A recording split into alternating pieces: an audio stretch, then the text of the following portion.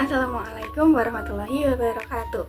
Halo teman-teman, perkenalkan nama aku Elvira Brilian Magrisan dengan NIM 240701600061 dari kelas psikologi 2B. Nah, jadi di video ini aku akan membahas studi kasus nih tentang krisis dewasa tengah pada ibu rumah tangga yang tidak bekerja. Kayak gimana ya isinya kira-kira? Kita tonton bareng-bareng yuk. Nah, jadi setiap fase hidup itu punya tantangannya sendiri-sendiri nih, mulai dari masa kanak-kanak, remaja, dewasa muda, sampai akhirnya tuh kita masuk ke masa yang sering luput dari perhatian, yaitu masa dewasa tengah. Nah, masa dewasa tengah ini bisa dibilang masa transisi, bukan muda tapi juga belum tua. Nah, di usia ini banyak sekali hal yang mulai berubah nih, dari fisik, emosi, sampai cara pandang terhadap hidup. Terus ini itu biasanya dimulai sekitar usia 40 sampai 60 tahun. Dan kalian percaya nggak sih, masa ini tuh sering kali membuat seseorang mengalami yang namanya krisis identitas atau bahkan kehilangan arah.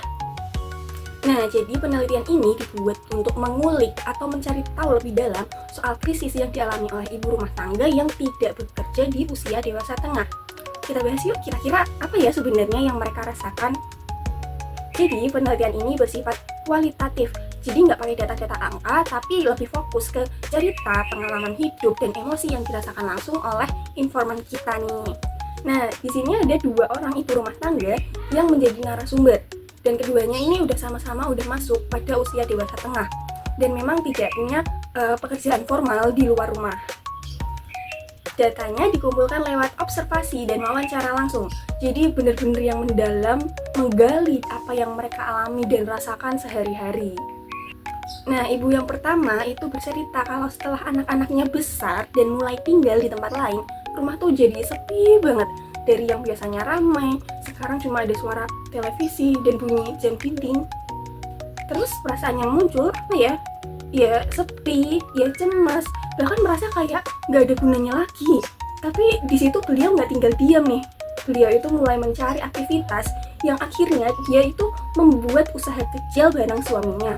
Nah, ini bukan cuma membantu ekonominya, tapi juga membuat hidupnya itu menjadi lebih berarti. Nah, ini yang disebut generativitas, yaitu perasaan bahwa dirinya ini masih berguna, punya makna, dan bisa terus memberi sesuatu untuk keluarga dan lingkungan sekitarnya. Nah, sebaliknya, ibu yang kedua itu mempunyai pengalaman yang beda. Beliau merasa kecewa sama anak-anak dan pasangannya. Ada banyak harapan yang nggak sesuai sama kenyataannya. Karena nggak punya aktivitas baru atau tempat menyalurkan emosinya, beliau ini jadi lebih tertutup, cepat marah, dan nggak semangat. Lalu inilah yang disebut stagnasi. Kayak hidupnya itu tuh berhenti di situ, nggak jalan kemana-mana. Jadi apa sih yang bikin seseorang ini bisa melewati masa krisis ini dengan baik? Nah, pada penelitian ini ditemukan 3 hal penting, yaitu yang pertama, kemampuan beradaptasi, di mana beliau ini bisa menerima kenyataan dan mencari jalan keluar yang merupakan kunci utama. Lalu yang kedua adalah mempunyai tujuan hidup.